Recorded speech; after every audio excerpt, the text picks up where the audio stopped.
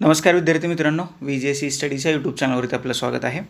आपण MPSCच्या प्री आणि मेन्समध्ये विचारलेल्या पॉलिटीच्या प्रश्नाचं विश्लेषण पाहतोय. 2011 पासून ते 2025 पर्यंतच्या 2700+ प्रश्नांचं हे विश्लेषण आहे. आजचा जो आपला टॉपिक आहे तर तो लोक प्रशासन याच्यावरती आधारित आहे. म्हणजे जिल्ह्यातलं प्रशासन म्हणजे जिल्हाधिकारी आणि तालुक्यातलं प्रशासन म्हणजेच तहसीलदार असतील, नायब तहसीलदार असतील, हे जे प्रशासन आहे की जे लोकाभिमुख कसं कार्य करतं त्याच्यावरती आयोगाने मुख्य परीक्षेत सहसा प्रश्न विचारलेले आहेत. त्यातल्या त्यात राज्यसेवा मुख्य परीक्षेतल्या प्रश्नांची संख्या जास्त आहे, कारण हा राज्यसेवेच्या मुख्य परीक्षेचा भाग होता. परंतु बाय चान्स आत्ता राज्यसेवा मुख्य परीक्षेचा पॅटर्न बदललेला असल्यामुळं मे बी याच्यावरती आत्ता तुम्हाला प्रीला प्रश्न येण्याची शक्यता आहे आणि जेणेकरून त्या प्रश्नांची तयारी व्हावी या अनुषंगाने हे आपण PYQ ॲनालिसिस करतो आहे. याशिवाय इतर ज्या तुमच्या मुख्य परीक्षा आहेत ग्रुप बी आणि ग्रुप सीच्या, तर त्या मुख्य परीक्षेमध्ये या पर्टिक्युलर टॉपिकवरून हे लोकप्रशासन, जिल्हा आणि तालुका थोडे प्रश्न विचारलेले आहेत. म्हणजे जर का तिकडे एखादा क्वेश्चन रिपीट झाला ग्रुप बी आणि सीच्या मुख्य परीक्षेत तर या सिरीजचा तुम्हाला नक्कीच फायदा होईल. त्याच्यामुळं व्यवस्थितपणे पहा, अगदी पहिल्यापासून शेवटपर्यंत जे एक्स्ट्राचे पॉईंट्स सांगतोय या PDFचं जर का तुम्ही प्रिंट काढल्या नसेल, प्रिंट काढा आणि एक्स्ट्राचे पॉईंट तिथं तुम्ही लिहून घेऊ शकता. ह्या सर्व PDF तुम्हाला VJC स्टडीच्या टेलिग्राम चॅनलवरती फ्री ऑफ कॉस्ट अवेलेबल आहेत. तिथून तुम्ही त्या डाउनलोड करा आणि त्याचा प्रिंट काढू शकता. अदरवाईज जर का तुम्हाला त्या मिळत नसतील, कमेंट बॉक्समध्ये तशा कमेंट करा, त्या PDF तुमच्यापर्यंत आमची टीम पोहोचवेल. सध्या जर का तुम्ही VJC स्टडीचा यूट्यूब चॅनल सबस्क्राईब केला नसेल, चॅनल सबस्क्राईब पहिल्यांदा करा. शेजारीची बेल आयकॉन दिली ती प्रेस करा, जेणेकरून नवीन लेक्चरच्या नोटिफिकेशन सर्वात पहिल्यांदा तुम्हाला येतील. आता प्रत्येक घटकाप्रमाणे याही घटकात ज्यावेळेस आपण एखादा टॉपिकचे PYQ डिस्कस करत असतो तर काही महत्त्वाचे अभ्यास घटक अभ्यासणं गरजेचं असतं. आणि हे जे मी तुम्हाला अभ्यास घटक सांगतोय हे प्री ॲज वेल ॲज मेन्सच्या दृष्टीनं, अभ्यासाच्या दृष्टीनं महत्त्वाचे असणारे अभ्यास घटक आहेत. बायचान्स जर का राज्यसेवेच्या नवीन पद्धतीनुसार, नवीन परीक्षा पद्धतीनुसार मुख्य परीक्षेला एखादा प्रश्न विचारला की भारतातल्या प्रशासकीय व्यवस्थेबद्दल व्यक्त व्हा किंवा लिहा, ओके, अगदी सुरुवातीपासून तुम्हाला लिहायला लागेल. अगदी अँशियंट, मिडिवल, मॉडर्न आणि नंतर इंग्रजांची सत्ता आणि मग आता नंतर भारताचं स्वातंत्र्य आणि भारताची सत्ता, ओके, भारत सरकार. तर याच्यात कसा कसा बदल होत गेला हे तुम्हाला थोडक्यात माहीत असलं पाहिजे. त्याच्यासाठी तुम्ही भारतीय प्रशासकीय व्यवस्था ऐतिहासिक पार्श्वभूमीसह अभ्यासली पाहिजे. बरोबर, येतं का लक्षात? आता ते जिथं जिथं तुम्हाला इंग्रजांचा रेफरन्स येईल तिथं इंग्रजांचा रेफरन्स दिला जाईल. जिथं जिथं भारताच्या अँशियंट, मिडिवल आणि मॉडर्न या हिस्ट्रीचा रेफरन्स येईल तिथं तिथं तुम्हाला त्याचा रेफरन्स दिला जाईल. म्हणजे प्रश्न कसे बदलतात, कसे प्रश्न तयार होऊ शकतात हे सुद्धा मी तुम्हाला सांगणार आहे. परत नक्की लोकप्रशासन म्हणजे काय? ज्यांचा पब्लिक ॲडमिनिस्ट्रेशन मेनसाठी ऑप्शनल असेल किंवा ज्यांचं MA पॉलिटिकल सायन्स झालेलं आहे आणि लोकप्रशासनाचा अभ्यास केला असेल तर त्यांना माहिती आहे की लोकप्रशासन म्हणजे काय. जर का ढोबळमानाने व्याख्या सांगायची झालं, लोकांशी संबंधित किंवा लोकाभिमुख ज्यावेळेस प्रशासन काम करतं तर त्याला लोकप्रशासन, पब्लिक ॲडमिनिस्ट्रेशन, लोकांसाठी काम करणारं प्रशासन, म्हणून त्याला लोकप्रशासन असं म्हटलं जातं. त्याच्यानंतर जिल्हा आणि तालुका पातळीवरील व्यवस्था, ओके, जिल्ह्याचा जिल्हाधिकारी, तालुक्याचा तहसीलदार हे आपल्याला माहीत आहे. आणि जिल्ह्याचा जिल्हाधिकारी जो असतो तर त्याची निवड UPSCकडून केली जाते, केंद्रीय लोकसेवा आयोगाकडून. आणि तालुक्याचा तहसीलदार, नायब तहसीलदार असतो तर याची निवडणूक राज्य लोकसेवा आयोगाकडून केली जाते, महाराष्ट्रात MPSCकडून. ओके, असे सुद्धा प्रश्न विचारलेले आहेत आयोगाने, लक्षात ठेवा. विचारवंत आणि त्याचे मत. आता वेगवेगळ्या पोस्टबद्दल, उदाहरणार्थ जिल्हाधिकारी आहे, ओके, तहसीलदार असतील, नायब तहसीलदार असतील, जिल्हा मॅजिस्ट्रेट असतील, याच्याबद्दल वेगवेगळ्या विचारवंतांनी आपली वेगवेगळी मतं व्यक्त केलेली आहेत. काही वेळेला त्याच्यावरती टीका केलेल्या आहेत, काही वेळेला त्यांना प्रोत्साहनसुद्धा दिलेलं आहे. हे तुम्हाला माहीत असलं पाहिजे. म्हणजे आता तुम्ही म्हणणार मग मेन्सचा अभ्यास करायचा का इथं लगेच? आम्ही नाही, मेन्सचा अभ्यास नाही करायचा. जे PYQ आलेले आहेत तर त्याला अनुसरून जर का एखाद्या विचारवंतावरती प्रश्नाचं रिपिटेशन असेल तर तेच फक्त वाचायचं, कारण हे ऑब्जेक्टिव्ह टाईप क्वेश्चन आहेत. याला जास्त डीपमध्ये गेला तर तुमचा मेन्सचा अभ्यास होईल. त्याच्यामुळं एवढं टेन्शन घेऊ नका. एखादा दुसरा प्रश्न प्रीला येण्याची शक्यता आहे. मेन्सचं स्वरूप बदलल्यामुळं मेन्सला आता ऑब्जेक्टिव्ह प्रश्न येणार नाहीत. B आणि Cसाठी ज्यावेळेस तुम्ही तयारी करत असाल तर मेन्ससाठी खूप खोलात जाऊन अभ्यास करण्याची गरज नाही. हे जे सगळे प्रश्न आहेत हे जर का तुम्ही वाचले, सोडवले, मी ज्या काही एक्स्ट्राच्या गोष्टी सांगतो त्या जर का तुम्ही लिहून ठेवल्या तर B आणि Cच्या मुख्य परीक्षेतल्या लोकप्रशासन, जिल्हा आणि तालुका याची तुमची तयारी पूर्ण होऊ शकते. सद्यस्थितीतील प्रशासकीय व्यवस्था कशी आहे याची चर्चा करायची आहे.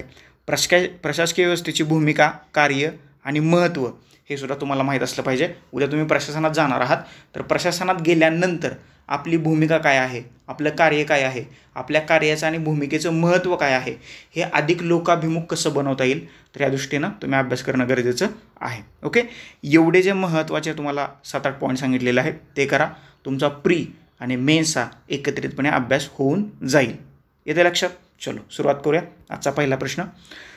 ही सिरीज जी आहे तर VJC स्टडीच्या यूट्यूब चॅनलच्या प्लेलिस्ट सेक्शनमध्ये MPSC polity PYQ analysis series अंतर्गत उपलब्ध आहे, तिथं तुम्ही ती पाहू शकता. बघा, पहिला प्रश्न. जिल्हाधिकारी हा राज्य शासनाच्या कोणत्या विभागाचा घटक आहे? ओके, आता जिल्हाधिकारी जे आहे याला कलेक्टर म्हणतात इंग्लिशमध्ये. आता हा कलेक्टर जो आहे किंवा जिल्हाधिकारी जे आहे याची निवड कोण करतं, तर UPSC करते, आणि नियुक्ती कोण करतं, राज्य सरकार. मग तुम्हाला केडर अलोकेट केले जातात आणि राज्य सरकार ठरवतं मग तुम्हाला कुठल्या जिल्ह्यात पाठवायचं, की तुम्हाला मग तिथं काय ते राज्याच्या हेडक्वार्टरलाच ठेवायचं, हे सगळं राज्य सरकार ठरवतं. परंतु त्यांची निवड कोण करतं, UPSC केंद्रीय लोकसेवा आयोग करतं. आता जिल्हाधिकाऱ्याचा कार्यकाल किती असतो, तर असा काही कार्यकाल नसतो. जोपर्यंत त्या राज्य शासनाला वाटतं की हा त्या पदावरती राहू द्या तोपर्यंत त्याला राहू दिलं जाऊ शकतं. त्याची बदली होऊ शकते, त्याला निलंबित करायचा अधिकार राज्य शासनाला आहे, परंतु त्याला सेवेतनं काढून टाकण्याचा अधिकार मात्र केंद्र सरकारला आहे. त्याच्यामुळे यांना जिल्हाधिकाऱ्यांना फ्री हँड असतात, IPSला फ्री हँड असतात. हे काहीही करतात म्हणजे लोकाभिमुख अधिकाधिक प्रशासन करण्याचं काम हे जिल्हाधिकारी करत असतात. आणि तो राज्य शासनाच्या कोणत्या विभागाच्या अंडर असतो असं त्यांनी विचारलं आहे. महसूल नाही, गृह नाही, तो काय IPS थोडासा आहे, ग्रामीण विकास नाही, सामान्य प्रशासन विभाग, ड बरोबर आहे. असं ऑप्शन किती नंबरचं आहे, 4. पर्याय क्रमांक 4 आपल्या प्रश्नाचं उत्तर. समजते? हे एवढं सोपं आहे. पुढचा प्रश्न. आता बघा, एन्शियंट मिडिवलचा इथं संदर्भ तुम्हाला यायला लागला, हिस्ट्रीचा संदर्भ. मौर्य राज्याच्या प्रशासनात द्वारिक या पदाचा संदर्भ काय आहे? आता हे तुम्हाला कुठं सापडेल, ज्यावेळेस तुम्ही हिस्ट्री एन्शियंट मिडिवल वाचाल त्यावेळेस. तर द्वारिक या पदाचा संदर्भ कुठं आहे, राजघराण्याचा प्रभारी. पर्याय क्रमांक 2.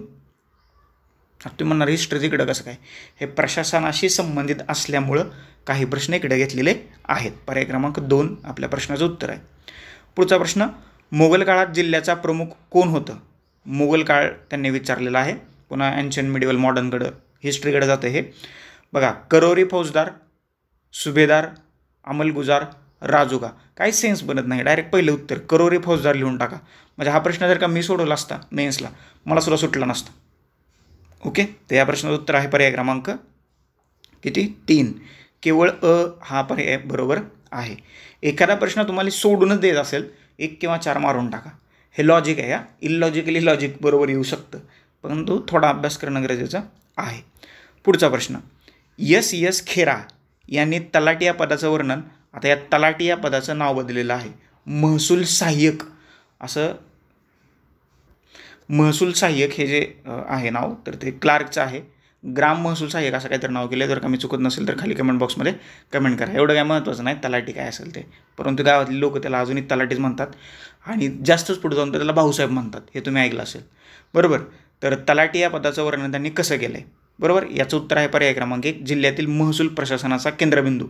आय थिंक ग्राम महसूल अधिकारी असं त्याला म्हटलं जाते, ग्राम महसूल अधिकारी. ओके, तलाट्याला.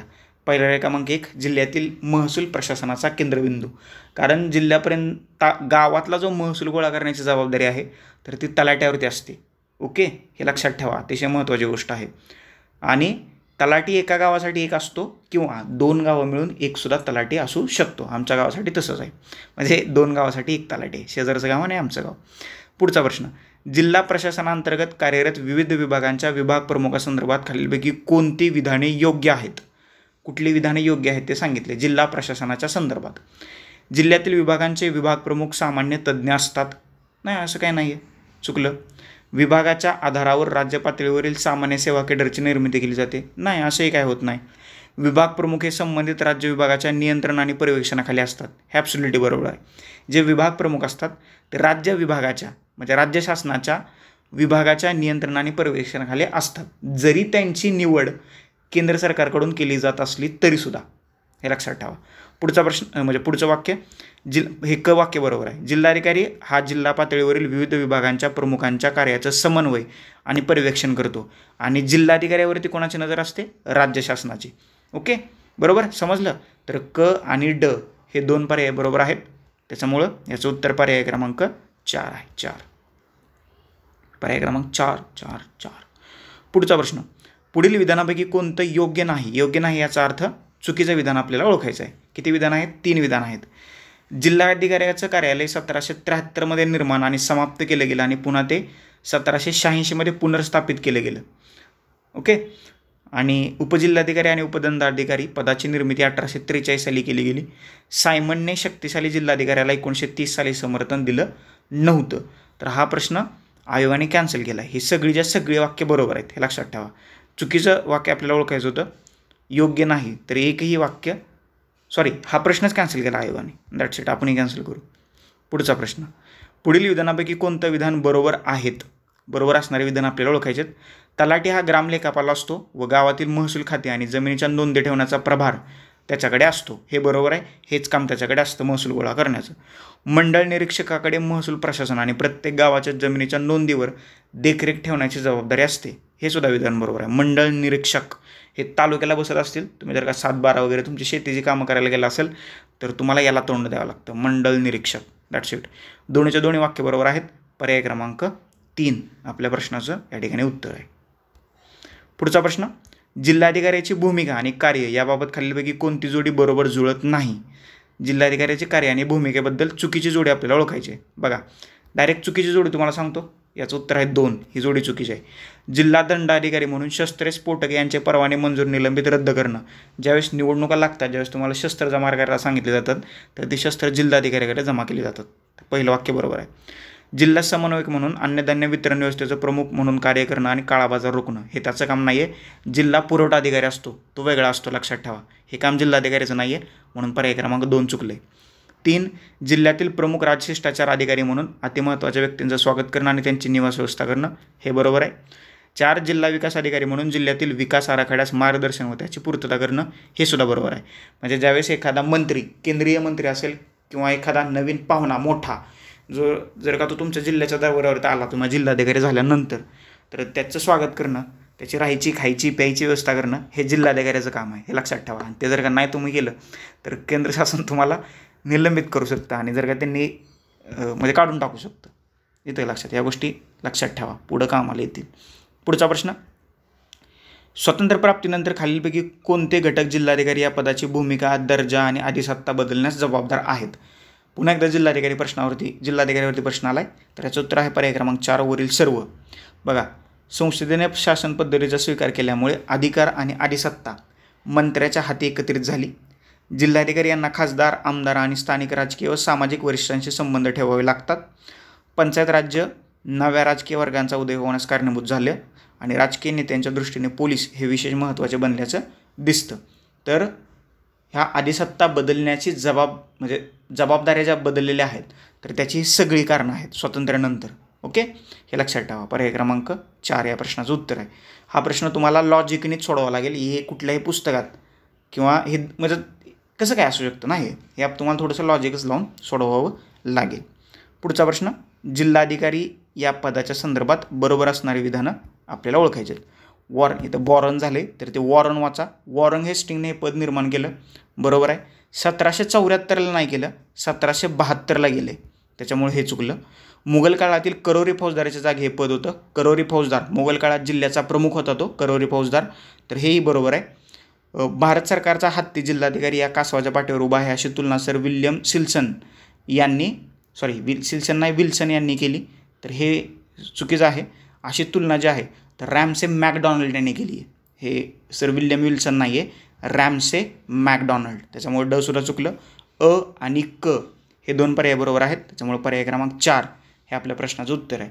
याच गोष्टीवरून तुम्हाला लक्षात येत असेल की जिल्हाधिकारी हे पद लोकप्रशासनात आणि जिल्हा प्रशासनात किती महत्त्वाचं आहे.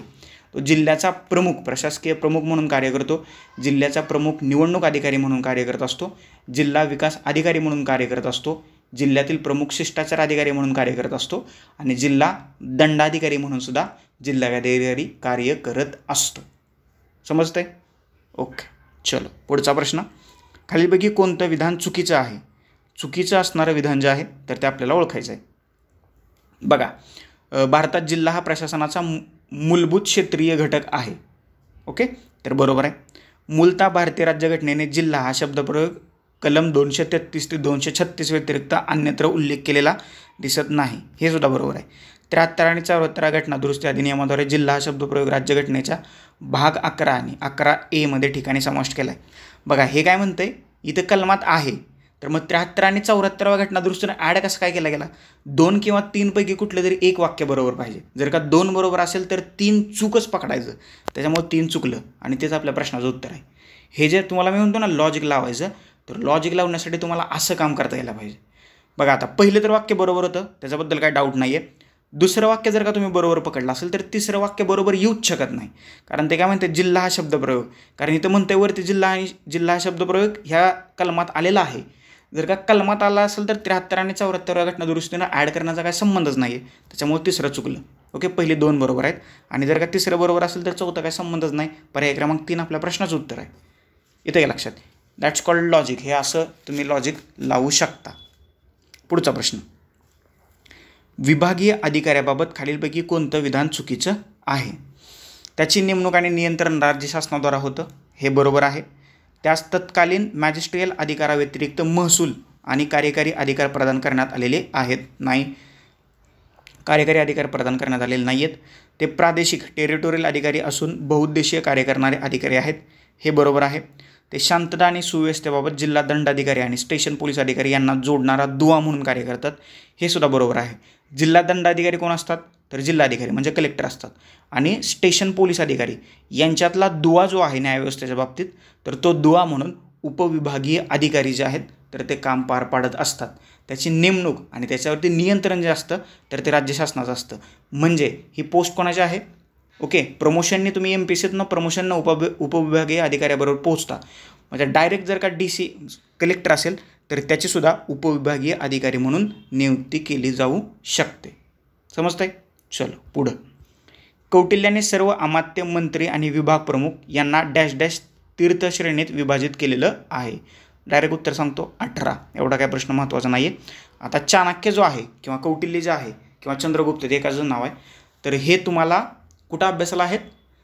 PSR ऑप्शनलमध्ये पार्ट 1 मध्ये पेपर 1च्या जे तुम्हाला भारतीय राजकीय विचारवंतांचा अभ्यास करायचा ना, त्याच्यामध्ये तुम्हाला ह्या चाणक्याचा अभ्यास करायचा आहे. त्याच्यामुळे ते थोडंसं PSR ऑप्शनल असेल तर वाचून घ्या, तुम्हाला कामाला येऊ शकतं. ओके, पुढचा प्रश्न, मौर्यकालीन साम्राज्याचे प्रशासकीय सुविधेकरता 6 प्रांतामध्ये विभाजन करण्यात आलं होतं. या प्रांतांना डॅश डॅश असं संबोधलं जातं. काय? तर त्याला जनपद असं म्हटलं जायचं चंद्रगुप्त मौर्याच्या काळात. ओके, मौर्यकालीन जनपद, जन म्हणजे लोक, पद म्हणजे निर्माण करण्यात आलं पद किंवा स्थान, अशा रीतीने जनपद त्याला म्हटलं जायचं. पर्याय क्रमांक 1 त्याचं उत्तर आहे. पुढचा प्रश्न, ओमेले हे एका अभ्यासकाचं नाव आहे. ओमेले यांनी ब्रिटिश प्रशासनाच्या काळातील बॉम्बे प्रेसिडेन्सीच्या अखत्यारीत काही जिल्हाधिकाऱ्यांनी दर्शवलेल्या वीरपणाच्या कार्याचा उल्लेख केला आहे. याबाबत योग्य विधान कोणतं ते आपल्याला सांगायचं आहे. योग्य विधान ओळखायचं आहे. प्लेगच्या साथीदरम्यान RB स्टुअर्ट यांनी स्वतःच्या हाताने काही मृत्यूदेह दफन केले होते. ॲब्सोल्युटली चुकीचं आहे, येतच नव्हतं पण, पहिलं चुकीचं आहे. ब, कॉलराच्या साथीदरम्यान मार्टिन वूड यांनी लोकांमधील भीती कमी करण्यासाठी आजारी असलेल्या व्यक्तींबरोबर जेवण केलं होतं. हे बरोबर आहे का? तर हे बरोबर आहे. त्याच्यामुळे फक्त ब बरोबर आहे. पर्याय क्रमांक 2 आपल्या प्रश्नाचं अचूक उत्तर आहे. पुढचा प्रश्न,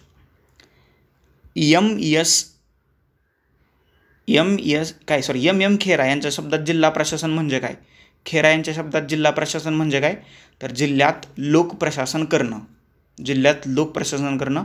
पर्याय क्रमांक 4 आपल्या प्रश्नाचं उत्तर आहे. लोकप्रशासन म्हणजे, जिल्हा प्रशासन म्हणजे जिल्ह्यात लोकप्रशासन करणं. ओके, पुढचा प्रश्न, खालील विधानं विचारात घ्या आणि बरोबर असणारे विधान आपल्याला शोधायचे आहेत. स्वातंत्र्यपूर्वी जिल्हाधिकारी हा कार्यकारी दंडाधिकारी व न्यायिक दंडाधिकारी दोन्ही भूमिका पार पाडत असे. हे बरोबर आहे का? तर पहिलं विधान ॲब्सोल्युटली करेक्ट आहे. हे आपण वाचले, अभ्यासले. विविध राज्यांचे पंचायत राज विधिनियमांमुळे विकास प्रशासनातील जिल्हाधिकाऱ्याची भूमिका आणि जबाबदारी वाढली आहे. डिवायडेशन झालं ना, मग जबाबदारी कशी काय वाढेल? कारण ते मग तहसीलदार आले, मग त्यांच्याकडे गेली, मग ग्रामसेवक आला त्यांच्याकडे गेली. ब चुकलं. जिल्हाधिकारी लष्करी अधिकाऱ्याशी संपर्क ठेवतो आणि लष्कराच्या आजी आणि माजी सदस्यांचे कल्याण सुनिश्चित करतो. ओके, तर हे सुद्धा बरोबर आहे. क बरोबर आहे. महाराष्ट्रात जिल्हाधिकारी हा जिल्हा नियोजन समितीचा प्रसिद्ध अध्यक्ष म्हणून देखील कार्य करतो. चुकलं हे. पंचायत राजशी संबंधित असणारे वाक्य आहे. आता जिल्हा नियोजन समितीचा पदसिद्ध अध्यक्ष कोण असतो, तर तो झेडपीचा अध्यक्ष असतो, हे लक्षात ठेवा, किंवा तिथला पालकमंत्री असतो. ड ह्या दोन्हीपैकी कोण असतो मला सांगा जरा कमेंट बॉक्समध्ये, तुम्हाला काय वाटतंय. ड चुकले आणि ब चुकले, त्याच्यामुळं अ आणि क पर्याय क्रमांक 3 आपल्या प्रश्नाचं उत्तर या ठिकाणी आहे. ओके. पुढचा प्रश्न. मंत्र्याच्या उत्तरदायित्वाचे 2 पैलू आहेत. मंत्र्याला त्याच्या अधिकार क्षेत्रात पूर्ण स्वायत्ता असते. ओघाने त्याचाच परिणाम म्हणून त्याच्या सर्व कर्मचाऱ्यांच्या कृतींची पूर्व जबाबदारी त्यांनी घेतली पाहिजे. हे विधान कोणाशी संबंधित आहे. तुम्हाला या समिती आणि आयोग दिलेत. कृष्ण मेनन समिती, छगला आयोग, प्रशासकीय सुधारणा आयोग, गोपालस्वामी अय्यंगार अहवाल. हे कटलं, हे काही इथे येणार नाही आहे. राहिले 3, तर याचं उत्तर आहे पर्याय क्रमांक 2 छगला आयोग. आता महत्त्वाचे आयोग, समित्या, संस्था आणि संघटना याच्याबद्दलची एक PDF आपल्या VJS E-स्टडीच्या टेलिग्राम चॅनलवरती उपलब्ध आहे. जर का तुम्ही वाचली असेल तर वेल अँड गुड, नसेल वाचली तर टेलिग्राम चॅनलवरती जावा, ती PDF सर्च करा आणि वाचा. त्याच्यामध्ये कृष्ण मेनन समिती कधी आली, कशाशी संबंधित होती, छगला समिती कधी आली, कशाशी संबंधित होती, गोपालस्वामी अय्यंगारांचा अहवाल काय होता, आणि प्रशासकीय सुधारणा आयोग पहिला दुसरा, त्याला ARC म्हटलं जातं, तर त्याच्याबद्दलची सगळी माहिती तिथे दिली. एकदा ती वाचून घ्या. आणि ती वाचूनही जर का तुम्हाला समजली नाही तर कमेंट बॉक्स तुमच्यासाठी ओपन आहे. कमेंट करा, तुमच्या प्रत्येक प्रश्नाचं उत्तर मी तिथं तुम्हाला देऊ शकतो. अदरवाईज तुम्ही मला कॉलही करू शकता, प्रश्नाची उत्तर तुम्हाला दिली जातील. बरोबर. फक्त वाचा पहिल्यांदा, न वाचताच उगाच काहीतरी प्रश्न विचारत बसू नका. पुढचा प्रश्न. खालीलपैकी कोणत्या गुन्ह्याशी संबंधी माहिती असेल तर त्या संबंधित पोलिसांना कळवणे कायद्याने बंधनकारक असले तरी हायगय केल्यास शिक्षेची तरतूद नाही. तर वरीलपैकी एकही गुन्हा नाही आहे की तिथं तुम्हाला शिक्षेची तरतूद नाही, शिक्षा होऊ शकते. पुढचा प्रश्न. डेव्हिड ऑसबॉर्न आणि टेड गिबलर यांच्या कोणत्या ग्रंथामध्ये नवलोकव्यवस्थापन, न्यू पब्लिक ॲडमिनिस्ट्रेशन ही संकल्पना मांडण्यात आली. पुस्तकाचं नाव त्यांनी विचारले. हा जो अभ्यास आहे तर तुम्ही पॉलिटिकल सायन्समधून नेट सेट देत असाल तर त्याच्यात असे प्रश्न विचारतात. त्या पुस्तकाचं नाव आहे रिइन्व्हेंटिंग गव्हर्नमेंट, पर्याय क्रमांक 2. या पुस्तकाचे लेखक कोण आहे असा प्रश्न तयार होऊ शकतो. डेव्हिड ऑसबॉर्न आणि टेड गिबलर, हे लक्षात ठेवा, किंवा गॅबलर, काय म्हणाच ते म्हणा. गिबलर, खरं तर ते त्यांनी गिबलर म्हटलं, पण ते गॅबलर असं त्याचं प्रोनाऊन्सिएशन आहे. पर्याय क्रमांक 2 आपल्या प्रश्नाचं उत्तर आहे. पुढचा प्रश्न.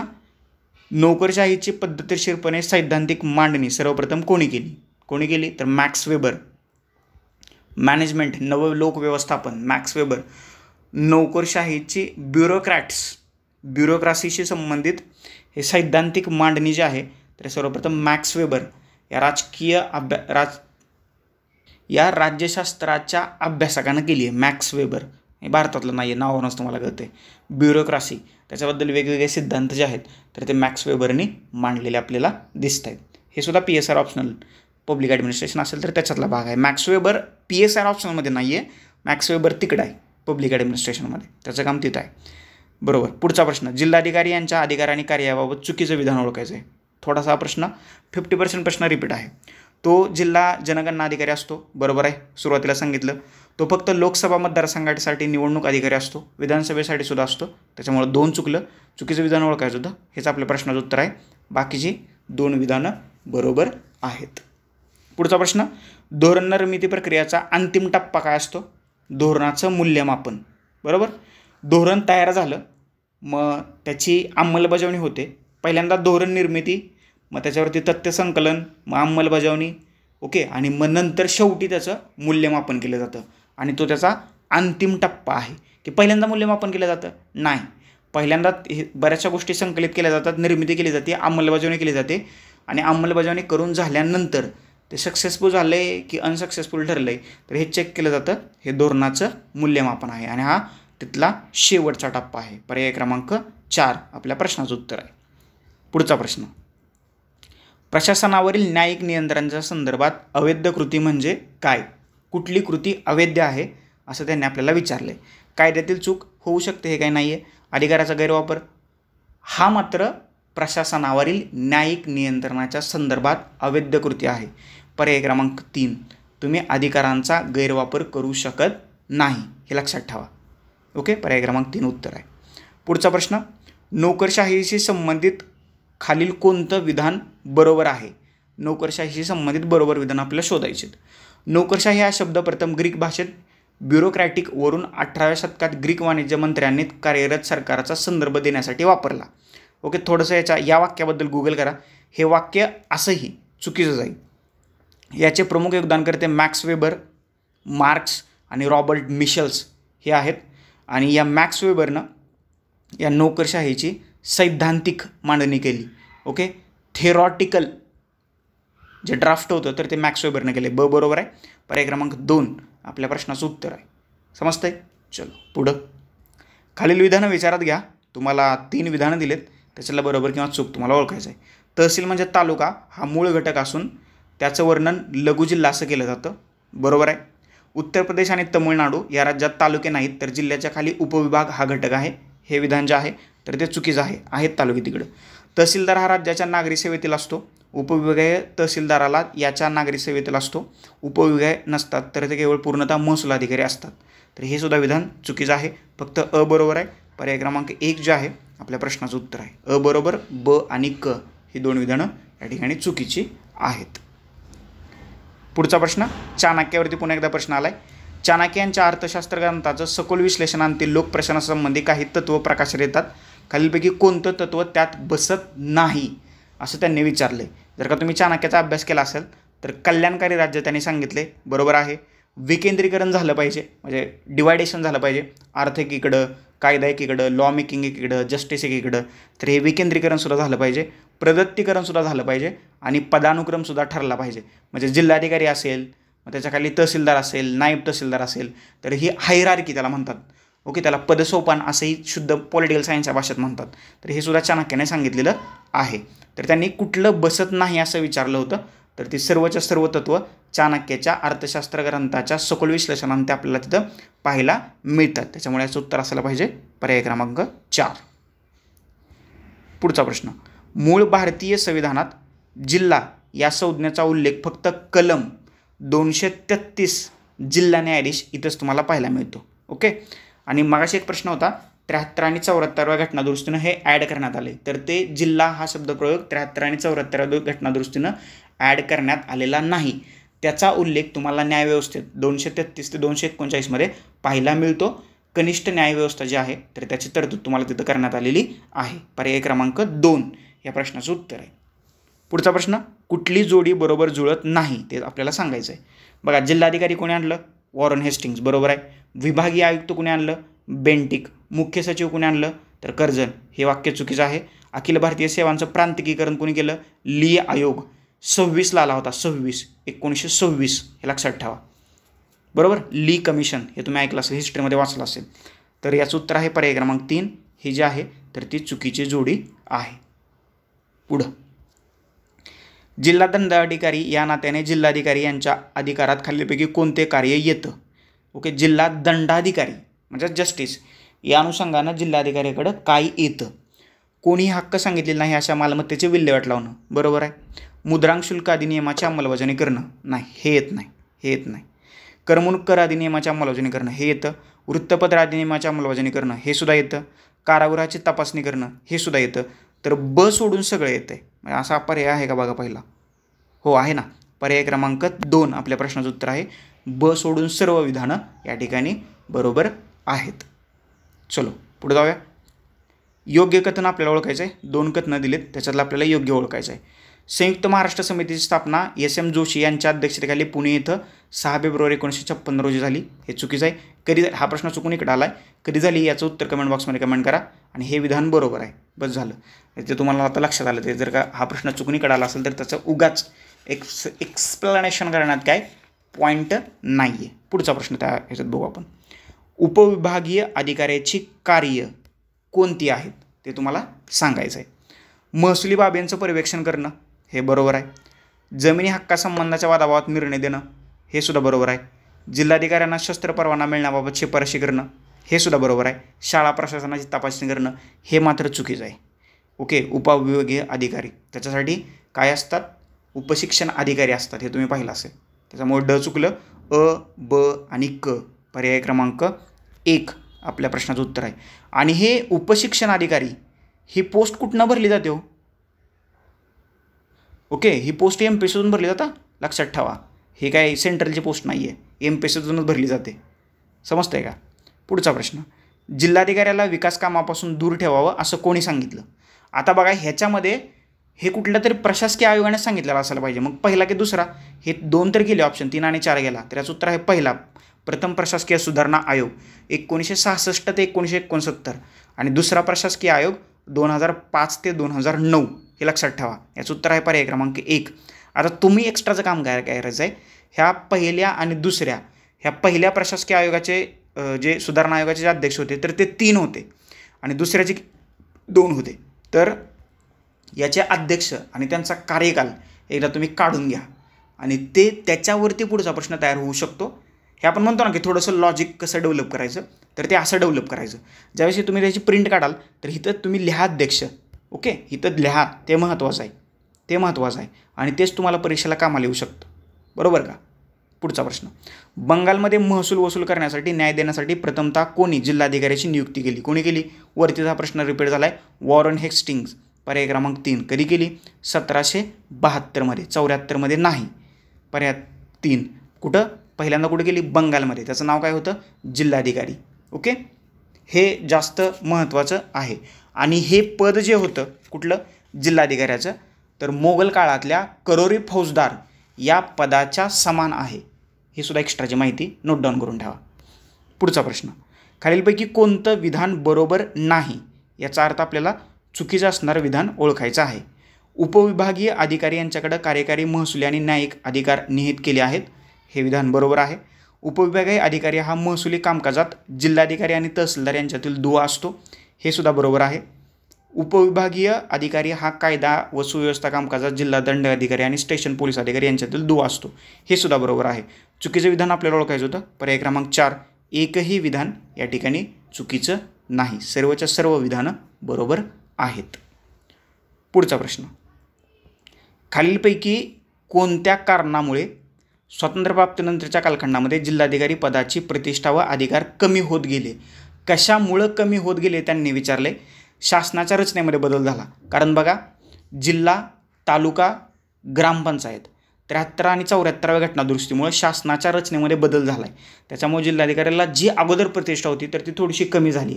कारण तहसीलदार आला, नायब तहसीलदार आला, CEO आला, उपविभागीय अधिकारी आला, उपशिक्षण अधिकारी आला, तहसीलदार, नायब तहसीलदार आला, त्याच्यामुळं कमी झालं महत्त्व.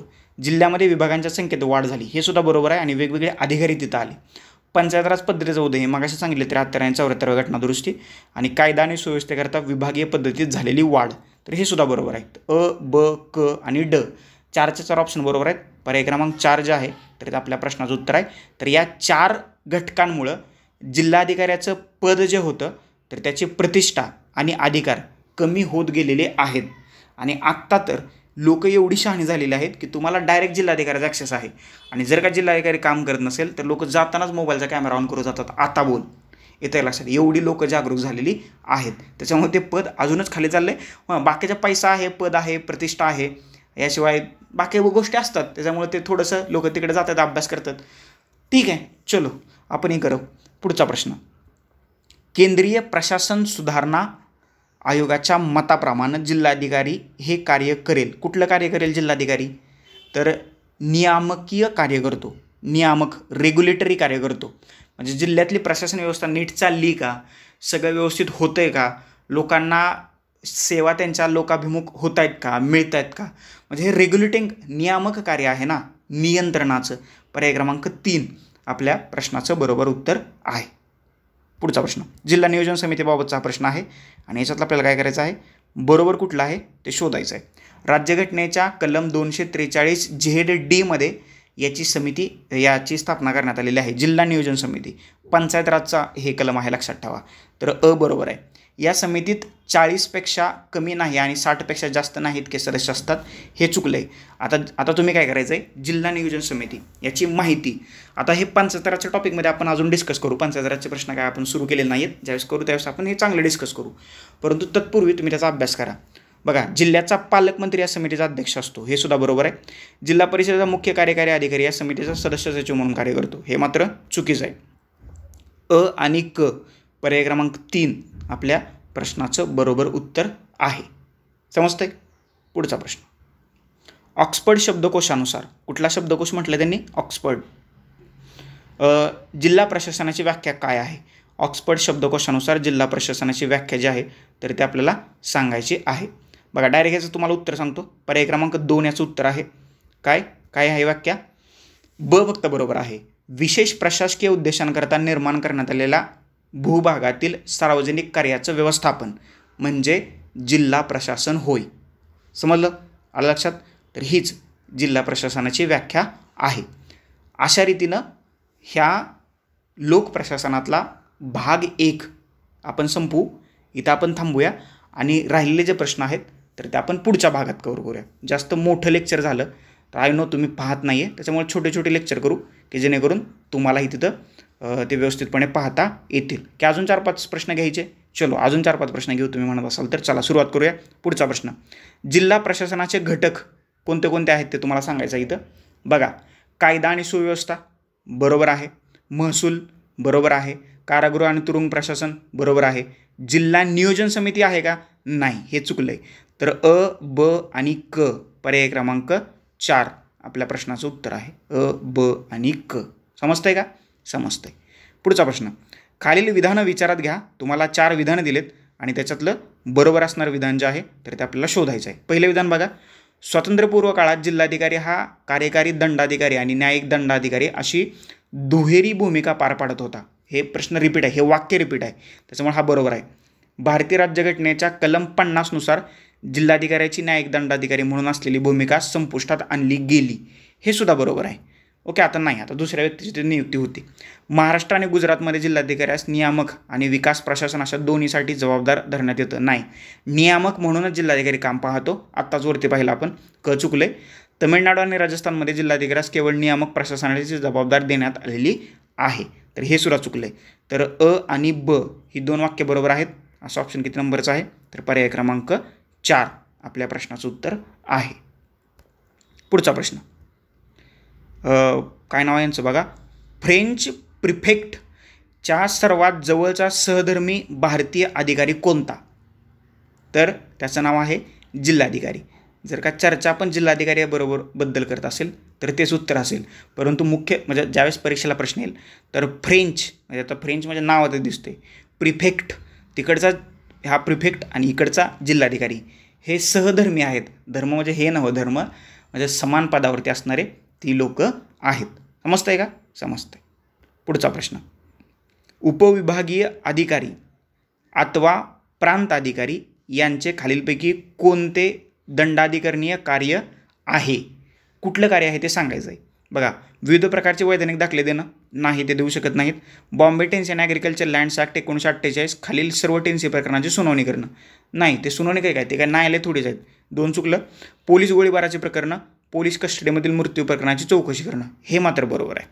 तहसीलदाराच्या कार्यावर नियंत्रण आणि पर्यवेक्षण करणं, नाही, याच्यावरती राज्य शासन करतं. 4 सुद्धा चुकीचं आहे, कारण त्याची नियुक्ती आणि निवड EMPC मार्फत केली जाते आणि त्याच्यावरती नियंत्रण हे राज्य शासन करतं तहसीलदारावरती. 4 चुकले, फक्त 3 बरोबर आहे आणि तेच आपल्या प्रश्नाचं उत्तर आहे. कारण आपल्याला काय करायचं होतं, बरोबर असणारं वाक्य निवडायचं होतं. 2 समान असणारा धागा जो होता तर तो आपल्याला निवडायचा होता. पुढचा प्रश्न, फ्लिप वूडचे जिल्हाधिकारी बद्दलचे खुमासदार कथन डॅश डॅश हे आहे. फ्लिप वूड हा जिल्हाधिकाऱ्याला काय म्हणतोय बघा, हा जिल्हाधिकारी म्हणतोय कोल्ड होपिंग कलेक्टर, पर्याय क्रमांक 3. आता तुम्हाला प्रश्न फिरवून कसा विचारला जातो की खालीलपैकी कुठल्या व्यक्तीने जिल्हाधिकारी या पदाचं वर्णन कोल्ड होपिंग कलेक्टर असं केले? तर त्या प्रश्नाचं उत्तर आहे फ्लिप वुड्फ. ओके, असा फिरवून प्रश्न विचारला जाऊ शकतो. आणि याच्यातला शेवटचा प्रश्न, खालीलपैकी कोणी जिल्हाधिकाऱ्याची तुलना कासवाशी करून त्याच्या पाठीवर भारत सरकार रूपी हत्ती आहे अशी केलेली आहे? तर रॅमसे मॅकडॉनल्ड. स्वातंत्र्याच्या अगोदर त्याने अशी तुलना केली होती, कारण स्वातंत्र्याच्या अगोदर जिल्हाधिकाऱ्याचं महत्त्व जे होतं तर ते अनन्य साधारण होतं. त्याच्यामुळे रॅमसे मॅकडॉनल्डनं जिल्हाधिकाऱ्याची तुलना तशी केलेली आहे, हे लक्षात ठेवा. त्याच्यामुळे पर्याय क्रमांक 4 या प्रश्नाचं उत्तर आपल्याला असल्याचं दिसतंय. आणि स्वातंत्र्यानंतर मात्र जिल्हाधिकाऱ्याचं काम जे आहे ते तुम्हाला कमी कमी होत असल्याचं दिसतंय. चलो पुढचं हे घेऊनच टाकू याच्यात. पुढचा प्रश्न बघा, खालीलपैकी कोणी भारतामध्ये जिल्हाधिकारी कार्यालयाची निर्मिती केली? कुणी केली? तर रॅमसे मॅकडॉनल्डनी केली. सॉरी, कुणी केली? आत्ता सांगितले 1772 बंगालमध्ये महसूल गोळा करण्यासाठी वॉरन हेस्टिंग. पर्याय क्रमांक 2 आपल्या प्रश्नाचं उत्तर आहे. पुढचा प्रश्न, जिल्हाधिकारी हा शासनाचं नेत्र आणि त्याची जीवा आहे असं कुणी म्हटलंय? Ramsay McDonald. आणि यांनीच याच्यावरती टीकासुद्धा केली आहे. काय म्हटलाय तो?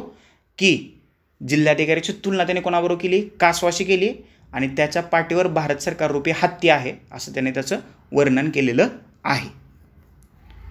पुढचा प्रश्न, नागपूर कराराच्या तरतुदी कोणत्या आहेत? प्रशासनाशी संबंधित असणारा हा प्रश्न आहे. बघा, विकास व प्रशासनाशी साठी महाराष्ट्राचे 3 विभाग, महाविदर्भ, मराठवाडा आणि राज्याचा उर्वरित भाग. बरोबर आहे का? तर बरोबर आहे. मराठवाड्याच्या विकासाकडे लक्ष. बरोबर आहे का?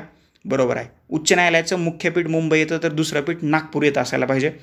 तर असंही त्यांनी सांगितलं होतं. आणि नागपूर येथे विधिमंडळाचं एक अधिवेशन राहील की भारताचंच म्हणतोय, महाराष्ट्राचं हिवाळी अधिवेशन जे आहे तर ते आत्तापर्यंत नागपूर येथे पार पडतंय होतंय. नागपूर करार हा रस्ते बांधण्याशी संबंधित सुद्धा आहे बरं का, लक्षात ठेवा. नागपूर योजना त्याला म्हटलं जातं. आणि नागपूर करारांतर्गत हे असे 3 भाग करण्याचं ठरलं होतं. एक मुख्य पीठ जे आहे तर ते मुंबईला एक असेल आणि नागपूरला एक असेल. आणि एक महाराष्ट्र सरकारचं अधिवेशन जे आहे, ओके, तर ते कुठं होईल? तर ते नागपूरमध्ये होईल असं सुद्धा त्यांनी सांगितलेलं होतं. पर्याय क्रमांक 4 आपल्या प्रश्नाचं उत्तर आहे. पुढचा प्रश्न, जिल्हा दंडाधिकारी म्हणून जिल्हाधिकाऱ्याची कार्य कुठली कुठली आहेत? कुठली कुठली कार्य आहेत बघा. मगाशी सांगितले कारागृहाची तपासणी करणं आहे का? आहे. जमीन महसूल गोळा करणं त्याचं काम नाही आहे. स्टॅम्प कायद्याची अंमलबजावणी करणं त्याचं काम नाही आहे. वृक्ष कापणीचे परवानगी देणं त्याचं काम आहे. करमणूक कराराची अंमलबजावणी करणं त्याचं काम आहे. अ, ड आणि ई. पर्याय क्रमांक 2 जिल्हाधिकाऱ्याची कार्य. That's it. हे बघा, वृक्ष कापण्याची परवानगी देणं म्हणजे किती छोटं काम आहे, परंतु ती पोस्ट ग्लोरिफाय आहे. त्याच्यामुळे बऱ्याच जणांना ती पोस्ट पाहिजे. That's it.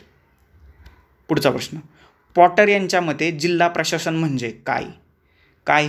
तर पॉटर यांच्या मते जिल्हा प्रशासन म्हणजे जिल्ह्यात कायदा आणि सुव्यवस्था राखणं, न्याय होईल याची खात्री करणं आणि कायद्याचं राज्य प्रस्थापित होईल हे पाहणं, अनेक कर लागू करणं आणि गोळा करणं, दुःखद घटना अथवा अनर्थ प्रसंगी तत्काळ कार्यवाही करणं.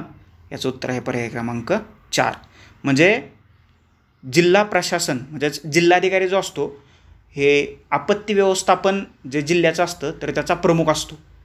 ओके, आपत्ती व्यवस्थापनाचा प्रमुख केंद्र लेवलला कोण असतो? पंतप्रधान. राज्य लेवलला कोण असतो? मुख्यमंत्री. जिल्हा लेवलला कोण असतो? जिल्हाधिकारी. आणि तालुका लेवलला कोण असतो? तहसीलदार. हे लक्षात ठेवा बरं का, हे महत्त्वाचं आहे. ही हायरार्की महत्त्वाची आहे. पर्याय क्रमांक 4. पुढचा प्रश्न, खालीलपैकी कोणतं विधान चुकीचं आहे? चुकीचं असणारं विधान आपल्याला ओळखायचं आहे. सध्याचे भारतातील जिल्हा प्रशासनाचे स्वरूप हे मोगल आणि ब्रिटिश राज्यकारभाराची संमिश्र निर्मिती आहे. ॲब्सोल्युटली करेक्ट, काय डाऊटच नाही त्याच्यात. मोगल राजवटीत जिल्ह्याचा प्रमुख हा फौजदार असे जो सुभेदार यांच्या प्रत्यक्ष नियंत्रणाखाली काम करत होता. हे सुद्धा बरोबर आहे. वॉरन हेस्टिंग यांनी 1772 जिल्हाधिकारी या पदाची निर्मिती केली. हे सुद्धा बरोबर आहे. इंडिया ॲक्ट 1935 म्हणजे भारत सरकार कायदा 1935ने जिल्हाधिकारी यांचं स्थान बळकट केलं नाही. ते चूक आहे, कारण अजून एकदा अधिकारी विभागणी व्हायला लागली. जसं जसं स्वातंत्र्य टप्प्यात येईल तसं तसं ते कमी झाल्याने स्वातंत्र्यानंतर याचं महत्त्व, प्रतिष्ठा ज्या होते ते पदाची तर ती तुम्हाला कमी झाल्याची दिसते. समजतंय? पुढचा प्रश्न, खालीलपैकी कोणतं कार्य उपविभागीय अधिकाऱ्याकडून पार पाडलं जात नाही? नाही असं काम कोणतं आहे? नकाशा आणि दप्तर अबाधित ठेवण्याची जबाबदारी केलं जातं. जमीन महसुलाचे मूल्यांकन व वसुली केली जाते. वादग्रस्त जमीन मालकीच्या प्रश्नाबाबत निर्णय देणे दिले जातात. आणि शस्त्रास्त्र परवाने देणे हे काम उपविभागीय अधिकाऱ्याचं नाही आहे. हे काम जिल्ह्याच्या जिल्हाधिकाऱ्याचं आहे. लक्षात ठेवा, जिल्हाधिकारी कलेक्टरचं काम आहे शस्त्र परवाने देणं. त्याच्यामुळं 4 चुकलं. तेच आपल्या प्रश्नाचं उत्तर आहे, कारण चुकीचं वाक्य आपल्याला बाजूला काढायचं होतं. पुढचा प्रश्न, खालीलपैकी कोणतं विधान बरोबर नाही? याचा अर्थ चुकीचं असणारं विधान आपल्याला शोधायचं आहे. गुजरातमध्ये जिल्हाधिकाऱ्यास नियमन आणि विकास अशी दोन्ही कामे पाहावी लागतात. तर बरोबर म्हणजे चुकीचं आहे. तर हे विधान चुकीचं आहे. महाराष्ट्रासारखेच राजस्थानमध्ये विकासात्मक कामे जिल्हाधिकारी व्यतिरिक्त दुसऱ्या अधिकाऱ्याला देण्यात आलेली आहेत. तर हे सुद्धा चुकीचं आहे. बघा, महाराष्ट्रात विकास, नियमन आणि नियमनाचं काम जिल्हाधिकारीच पार पाडतो ना. तर दोन्ही विधानं चुकीचे आहेत. पर्याय क्रमांक 3 जे आहे तर ते आपल्या प्रश्नाचं उत्तर या ठिकाणी बरोबर आहे. बरोबर. पुढचा प्रश्न, जिल्हा दंडाधिकाऱ्याची कार्य कुठली आहेत? 4 विधानं दिलेत, त्याच्याला तुम्हाला बरोबर वाक्य बरोबर विधानं ओळखायची. तर बघा, SDO किंवा तहसीलदाराच्या महसुली निर्णयाविरुद्धच्या याचिकेची सुनावणी करणं बरोबर आहे. शासनाला वार्षिक फौजदारी अहवाल सादर करणं हे सुद्धा बरोबर आहे, म्हणजे जिल्ह्यात काय घडले ते सांगणं. जिल्ह्यातील निवडणूक कार्यावर नियंत्रण आणि पर्यवेक्षण करणं हे सुद्धा बरोबर आहे. बघा, निवडणुकीच्या काळात जिल्ह्यातल्या निवडणूक व्यवस्थेबद्दलचे सर्वाधिकार जे आहेत तर ते जिल्हाधिकाऱ्याला प्राप्त होतात, हे लक्षात ठेवा. आणि जिल्हाधिकाऱ्याला डायरेक्ट कृती करण्याचे अधिकार देण्याचे जे अधिकारी असतात ते भारताच्या निवडणूक आयोगाला असतात, लोकसभा आणि विधानसभेच्या बाबतीत. हे अतिशय महत्त्वाची गोष्ट आहे. त्याच्यामुळं ज्यावेळेस लोकसभेच्या आणि विधानसभेच्या एखाद्या राज्यात किंवा देशात निवडणुका जाहीर होत असतात तर हे सर्व जिल्हाधिकारी जे असतात तर ते डिरेक्टली भारताच्या निवडणूक आयोगाच्या आधिपत्याखाली काम करतात, बरोबर. त्यावेळेस तिथं ना केंद्र सरकारचं चालतं ना राज्य सरकारचं चालतं. ओके, येते लक्षात. आणि हे सुद्धा वाक्य बरोबर आहे. तर अ, ब, क आणि ड हे जिल्हाधिकाऱ्याची कार्य आहेत. त्याच्यामुळं वरील सर्व विधानं बरोबर आहेत. पर्याय क्रमांक 4 आपल्या प्रश्नाचं उत्तर आहे. पुढचा प्रश्न, मागास प्रदेश अनुदान निधी अंतर्गत विकास अनुदान देण्यासाठी आवश्यक अटी कोणत्या आहेत? कुठल्या कुठल्या अटी आहेत ते तर सांगितलं, आपल्याला विचारलं आहे. तर स्थानिक मंडळाद्वारे जिल्हा नियोजन तयार करणं बरोबर आहे. जिल्हा नियोजन समितीकडून जिल्हा योजनेस मान्यता देणं हे सुद्धा बरोबर आहे. बघा, जिल्हा ग्रामीण विकास यंत्रणा योजना तयार करणं हे चुकीचं आहे. जिल्हा ग्रामीण विकास यंत्रणेकडून जिल्हा नियमन हे सुद्धा चुकीचं आहे. अ आणि ब बरोबर आहे. पर्याय क्रमांक 2 या ठिकाणी आपल्या प्रश्नाचं उत्तर आहे. पुढचा प्रश्न, खालीलपैकी कोणत्या संघटनेने संयुक्त महाराष्ट्र चळवळीमध्ये सर्वाधिक सक्रिय सहभाग घेतला? हा प्रश्न थोडासा हिस्ट्रीचा इकडे आला आहे, तर त्याचं उत्तर आहे संयुक्त महाराष्ट्र समिती. पर्याय क्रमांक 3 संयुक्त महाराष्ट्र समिती. पुढचा प्रश्न, डॅश डॅश यांनी 1772 साली जिल्हाधिकारी पदाची निर्मिती केली. कुणी? Warren Hastings. कुठल्या प्रांतात?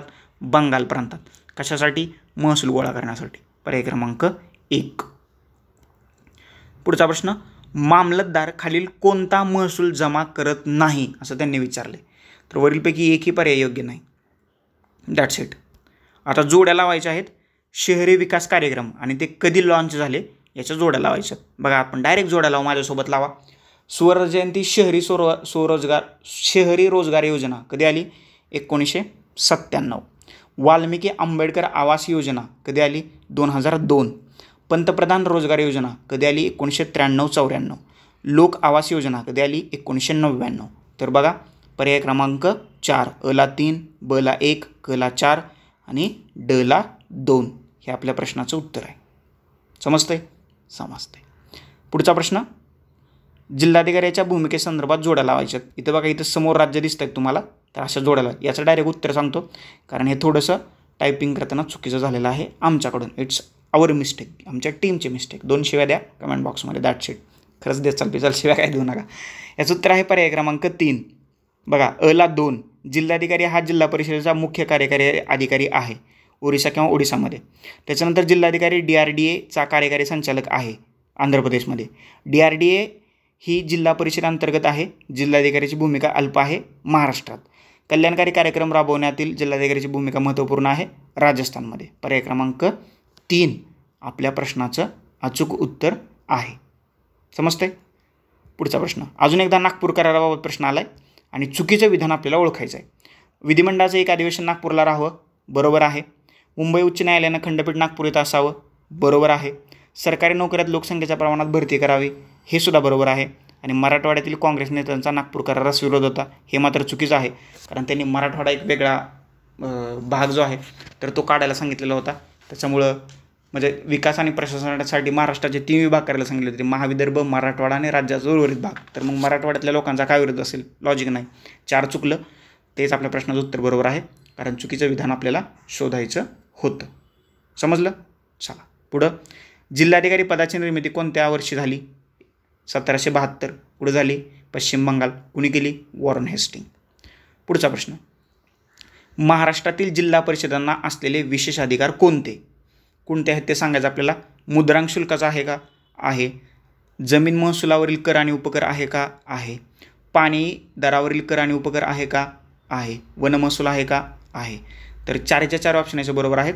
पर्याय क्रमांक 4 जे आहे तर या प्रश्नाचं अचूक उत्तर असल्याचं आपल्याला इथं पाहायला मिळतंय. पुढचा प्रश्न, खालील 2 विधानापैकी कोणतं विधान बरोबर आहे ते आपल्याला शोधायचं आहे. PC अलेक्झांडर महाराष्ट्राचे आत्तापर्यंतचे सर्वात जास्त काळ राज्यपाल राहिलेत, सुमारे 10 वर्ष, तर हे बरोबर आहे अलेक्झांडर. शरदचंद्र पवार महाराष्ट्राच्या आत्तापर्यंत सर्वात अधिक काळ मुख्यमंत्री राहिलेत, त्यांचा कालावधी सुमारे 10 वर्ष होता. जास्त वेळा मुख्यमंत्री राहिलेत, जास्त वेळ नाही, तर ब चुकलं, अ बरोबर आहे. पर्याय क्रमांक 1 आपल्या प्रश्नाचं उत्तर आहे. पुढचा प्रश्न, एकापेक्षा अधिक वेगवेगळ्या कालावधीकरता कोण महाराष्ट्राचे मुख्यमंत्री राहिलेले नाहीत? म्हणजे एकदाच शंकरराव चव्हाण होते, शरद पवार 3 वेळा होते, यशवंतराव चव्हाण 2 वेळा होते, तर यशवंतराव चव्हाण नव्हते, 2 वेळा, एकदाच होते. वसंतराव चव्हाण 2 वेळा होते, तर याचं उत्तर आहे यशवंतराव चव्हाण. हे एकदाच महाराष्ट्राचे मुख्यमंत्री राहिलेले आहेत, एकदाच राहिलेले आहेत. आणि हे जे आहेत तर तो 2-2, 3-3 वेळा राहिलेले आहेत. पुढचा प्रश्न, आज भारतात एकूण राज्य व केंद्रशासित प्रदेश, भारतात 28 राज्य आणि 8 केंद्रशासित प्रदेश आहेत, बरोबर. म्हणजे टोटल किती आहेत? 36, आणि राज्यात जिल्हे किती आहेत? 36. ओके, तर वरील विधान सत्य आहे. म्हणजे महाराष्ट्राच्या बाबतीत येते का लक्षात आहे? असा त्यांनी प्रश्न मुद्दाम ड्राफ्ट केलेला असायला पाहिजे. पर्याय क्रमांक 1 आपल्या प्रश्नाचं उत्तर आहे. पुढचा प्रश्न, महाराष्ट्राचे पहिले मुख्यमंत्री श्री यशवंतराव चव्हाण यांनी कोणती खाती केंद्रीय मंत्री म्हणून सांभाळलेली होती? ओके, परराष्ट्र खातं त्यांच्याकडे होतं, गृह खातं त्यांच्याकडे होतं, आणि वित्त. ओके, ब्लॅक अर्थसंकल्प लक्षात असेल तुमचा. हा खरं तर इकोचा प्रश्न आहे, परंतु यशवंतराव चव्हाणामुळे मुख्यमंत्र्यांमुळे इकडे घेतला आहे. पर्याय क्रमांक 3 आपल्या प्रश्नाचं उत्तर आहे. ओके, चलो पुढचा प्रश्न, यशवंतराव चव्हाण यांच्यानंतर महाराष्ट्र राज्याचे मुख्यमंत्री कोण होतं? मारुतराव कन्नमवार. पर्याय क्रमांक 3. आणि शेवटचा प्रश्न, नाही शेवटचे 2 प्रश्न, महाराष्ट्र स्थापनेचा सुवर्ण महोत्सव कोणत्या वर्षी साजरा करण्यात आला? 1960ची स्थापना असेल तर 2010. पर्याय क्रमांक 3 आपल्या प्रश्नाचं उत्तर.